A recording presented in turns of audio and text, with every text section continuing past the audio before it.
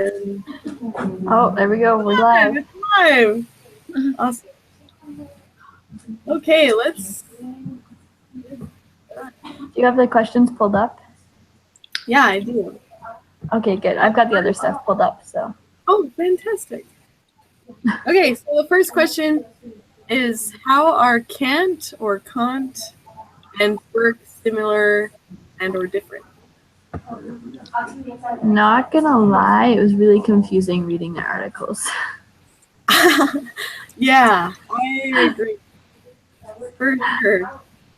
Just the wording was not very clear. Yeah, and I kind of found that the little explanation at the beginning helped a lot. And yeah, like with Burke, it kind of seemed okay. So I don't know if you read the part where he's talking about like animals.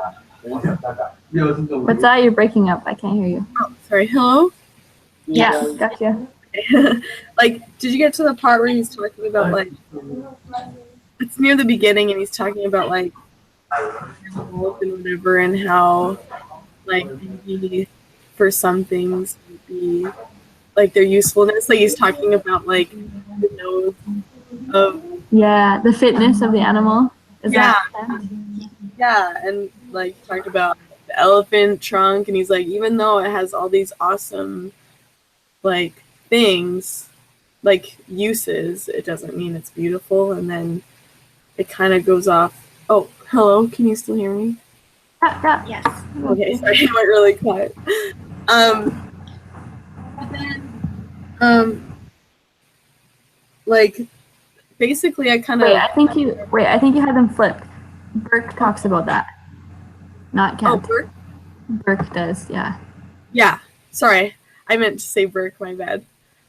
But then it kind of seemed like he kind of like went away from that, and like the main points he kind of went off of beauty was like the real stuff was mostly about like being small and like softer stuff and smooth and like what did he say?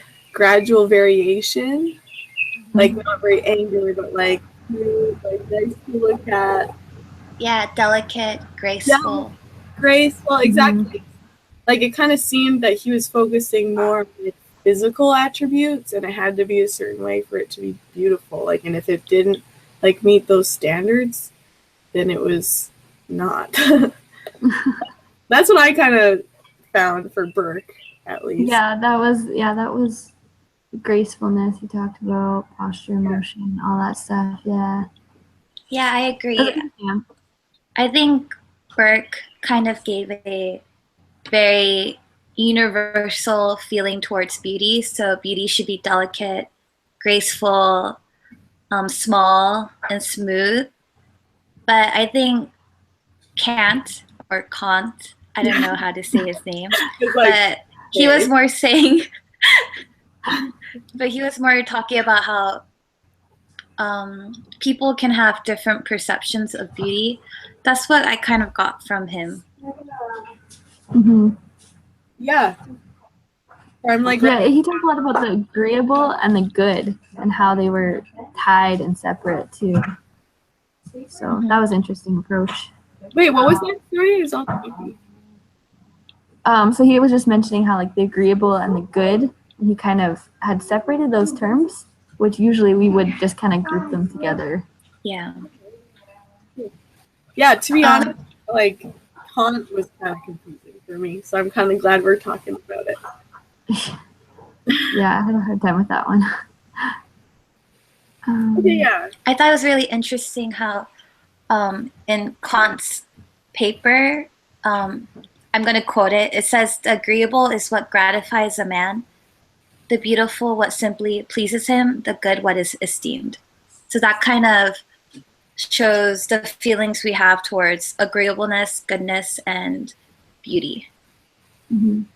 Oh, nice. I like that. I remember reading that and I was like, oh, there it is. Okay, cool. Should we move on to the next question? Definitely. Good idea. Okay. All right, so the second one is, what are some things that have changed in the ways we think about beauty in the 18th century and now? Ooh. Well, it's kind of funny because even though Burke, he's like, it has to be this and that and this. And it kind of like, although we've had moved on from that, we have kind of not at the same time. Because you think of like media today and like Photoshop, like the women are very smooth and not very like angular, and but they're very delicate. You know what I mean? Like, Yeah. Changed, and where like maybe I don't know. There used to be this video online that I don't know if have you guys heard of BuzzFeed? Yes. Okay, yeah, they did this video of women's beauty standards over time. And like there was time where like very pale skin was in, and then was very tan skin was in, and then so maybe like the smoothness that he thinks is beautiful has changed. But I think they've kind of like we still have standards where like, whoa, if they don't have that, they're not beautiful. You know? Yeah, I think it's also interesting how Burke mentions that he doesn't think of anything beautiful that's not smooth, and he talks about like trees and flowers and all those like objects. And I think that's very similar too, because what people are drawn to, like you're drawn to a smooth stone when you're looking for rocks and stuff. Everybody's always drawn to the smooth stone. So I just thought that was interesting too. Yeah, I like that. Yeah, I kind of agree with what you guys both are saying. I feel like culturally we're trying to accept different types of beauty, but still we're kind of tied down to this one type of beauty, especially towards females and like what media perceives women should look like and be like. Yeah. Yeah. Mm-hmm. And like I was just what was I gonna? Oh, it's fine. I forget. We can move Well, on. I think. Or oh, sorry. Yeah. Well, one more thing. Like it talks about like what I kind of understand is like from the 18th century, women's like it talks about being gradual variation and like smooth and delicate and all that stuff, but it doesn't really like it says like sharp angles were not seen as like a good thing, whereas nowadays a lot of times, especially in like body size, sharp angles are. So like the very sharp jaw lines, the very like the bony look, like not have too much fat, whereas in that time that would make you smooth, right?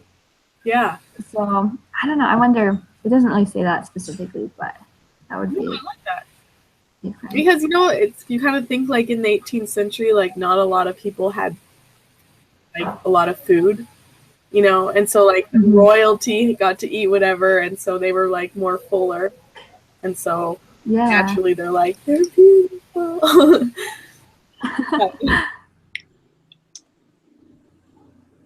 So this other question? Yeah. Okay, cool. Third one, what are some things you agree with in these two writers? And then this next question after that is what do we disagree?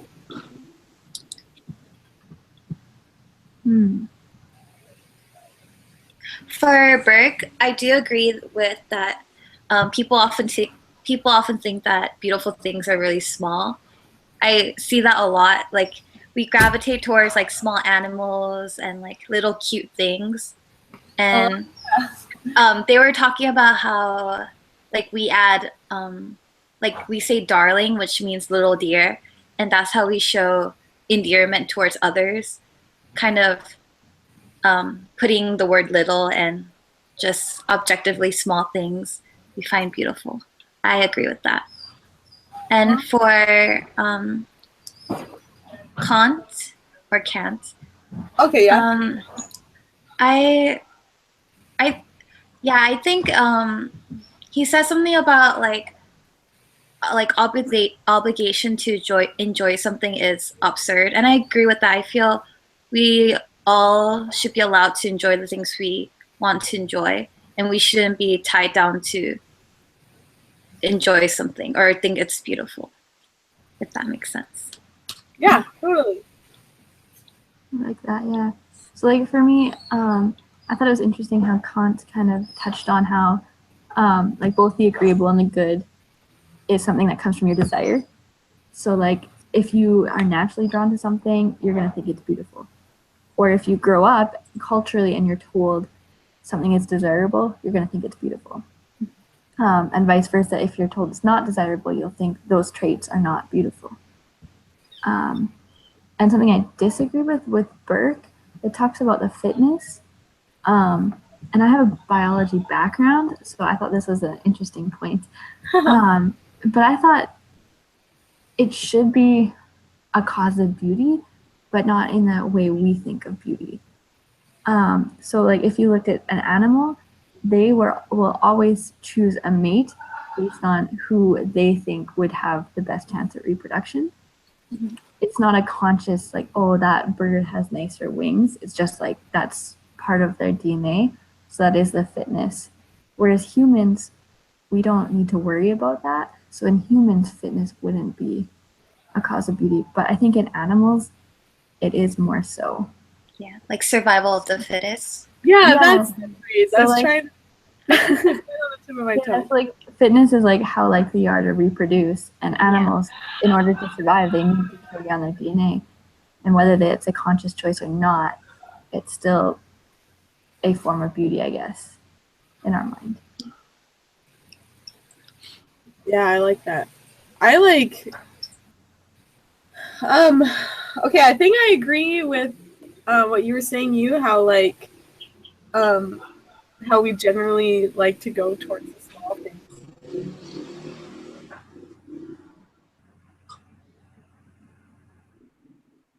I think even though sometimes it'd be a big dump, like of course. Wait, we lost you. Do you want to go back? Yeah, you froze. Oh, she's frozen again. Yeah, she froze. Are you on campus Wi-Fi right now? No, I'm at home. Oh, okay. Oh, Tessa's Wi-Fi is not good. Is she on campus? No, I don't think so. I think she's off campus. I'm like on a campus. Cool animal is like you just want to like cuddle it, and you're just drawn to it. And it just made me think of like children, how you could even relate it to the gospel. How like you want to be like a child. You know what I mean? Like. Mm-hmm. Uh-oh. Oh no. We lost her. But I got a glimpse of what she was saying. Yeah, cuddle the small thing. Yeah. I agree. So I like kind of agree with that, like, but not to the extreme, not to his extreme, like where, because I know like a big dog, like. Yeah. Oh no, again. Well, and if you look at the oh she's gone. Yeah. Back to the. Okay. Oh, what's that sound? Did you get a beeping sound? No. No? She's still. Is that my sound? Gosh, I heard a beeping sound. Is that me?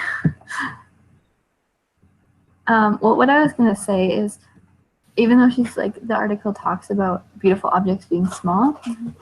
Oh, there you are, Tessa. You froze. I was going to say, it's interesting how like it talks about it mentioned something about like the body parts. Do you guys remember reading that? I don't remember where it is. But I thought it's interesting how nowadays, like beauty size for like your breasts, small is not considered beautiful. And so in that case, big is. And so I wonder, why is it that everything else small is beautiful and then in this case not? Yeah. But kind of going back to what Tessa was saying, yeah, I feel like it was kind of extreme the way Burke took it.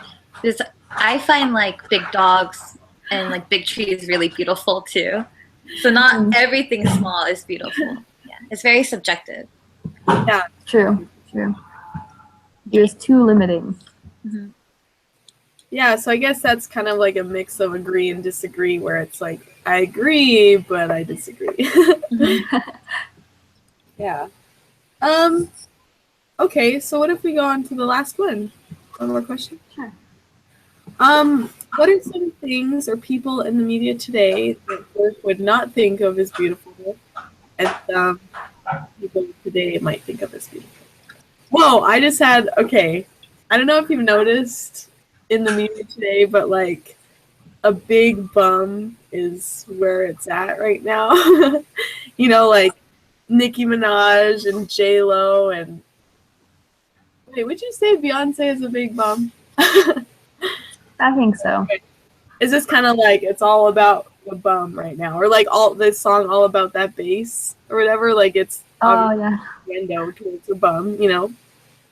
And so obviously, like it's kind of the opposite of what you were saying, Raylene. Like you want something big, but he was saying that everything needs to be small. And yeah, that's just like a first thought that came into my head. I don't know.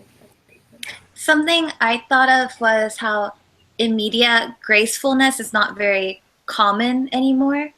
It's more very like strong and Yes. So I feel like if Burke saw that, he would be kind of shocked by how we're so different from back then when women were supposed to be very graceful, modest, and delicate.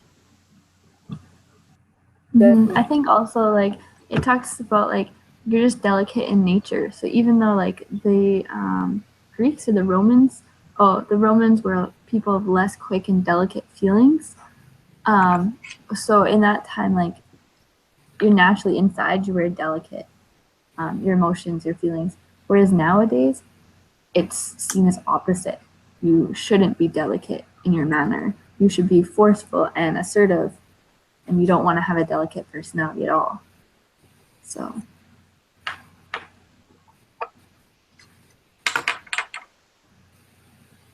Wow. Yeah. Awesome. Okay. No.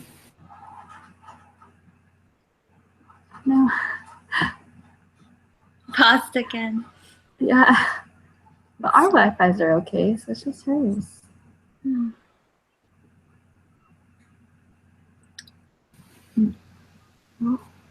Hello?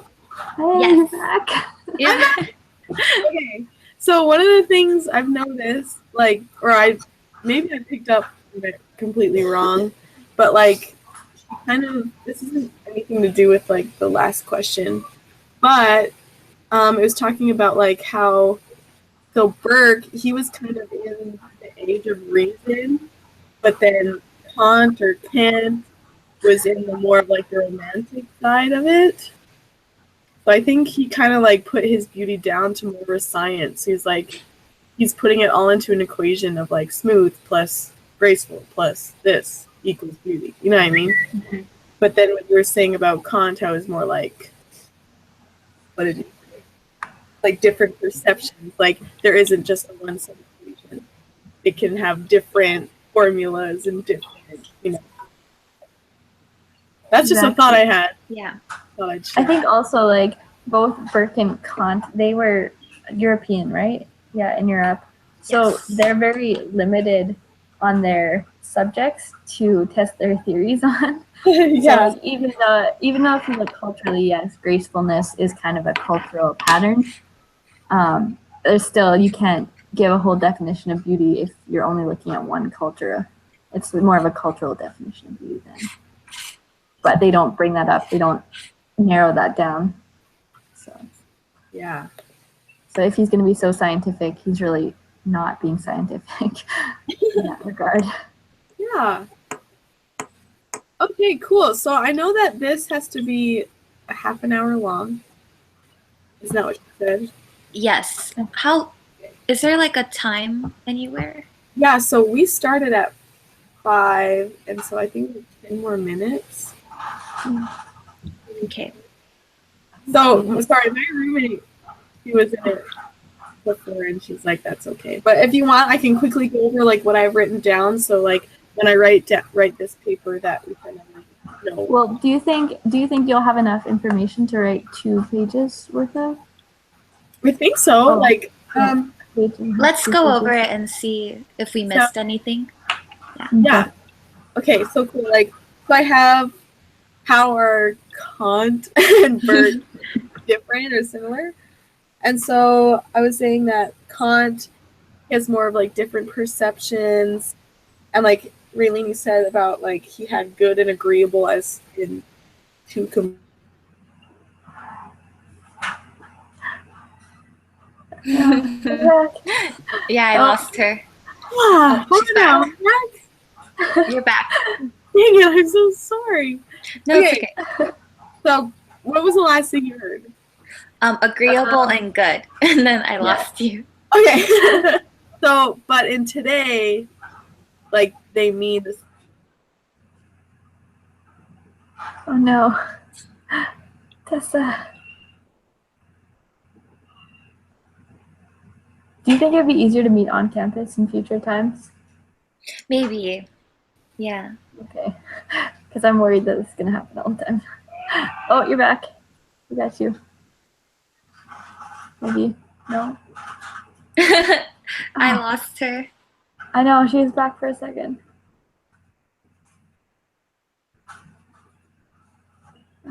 Yeah, I think maybe we'll have to meet on campus and just record Yeah. us meeting or something. And maybe we'll message Sister Ho and make sure she's okay with that. Unless CP, if she wants to come, if she wants to join our group, she lives off campus. She lives Oh, on the mainland. she's a professor here, right? No, I don't think so. I Oh, think okay. she's on the mainland with her husband. Oh, right. So, because she was in my singles ward and then she got married. Mm. So, but so if she wants to join, we could just have us meet and then Skype with her in. That would work too, yeah. Oh no. She's not coming Yeah, back. she's not coming back. Run across the room, Tessa. Put your lock back again. Did You said you you're from say? the US? Oh. Yeah. Oh, Oh yes. Hey. She's back. Okay. Oh no. Okay, she just texted. Let's pour Okay. out. Oh yeah.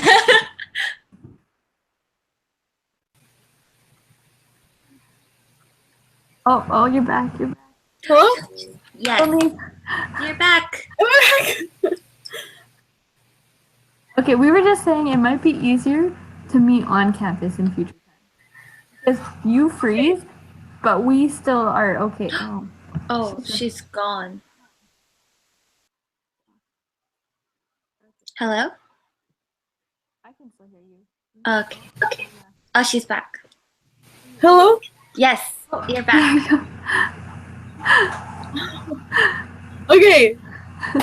So I think that's all the questions, and I think I'll be okay because I wrote down all of this stuff. And Okay. so, Oh no. no? Oh, Yes. there you go. Yes. There you go. Okay. Awesome. Thank you guys. Thank you. And she's frozen. Good. It's good. Tessa. Gosh, at least it was good for the beginning. Yes. That was a good thing. Wow. Yeah, this is the difficult part about video calls, the Wi-Fi. I know, yeah. And it's so unpredictable too. Mhm. So okay. Well, should we just text on the Facebook chat then? Yes, I guess. Can we end it? And do we have to get the link? How does this yeah, work? I don't know how that works. Settings. See, well, I know it says live now.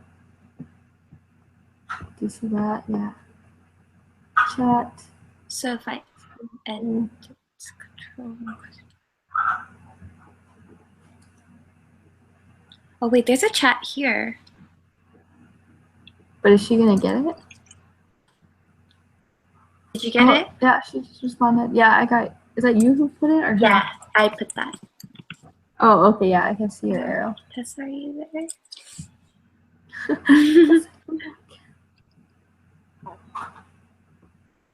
The thing that I don't like about the group chat. Oh, she's gone. Yeah. Is that after we end the call, we can't see it. Yeah, so I'm thinking we have to copy the link. I'm not entirely sure. How do I copy?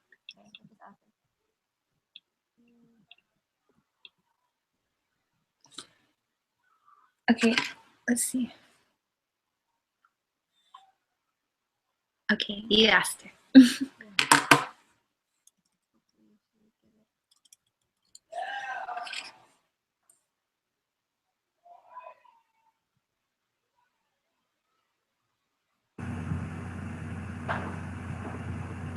Maybe she doesn't have any internet. Yeah. Sorry, I can't hear you. I'm worried about exiting out if there's no copy of this. Yeah, me too. How do I get the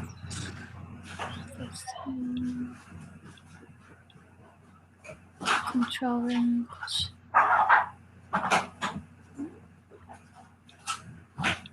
Yeah, I don't see anything. Oh, wait, no, that's just my camera. Oh, she's back. Oh, she's back. But She's back. yes. Hello. Awesome. Do you have the video link? Do you know how to send this to her? Are you okay?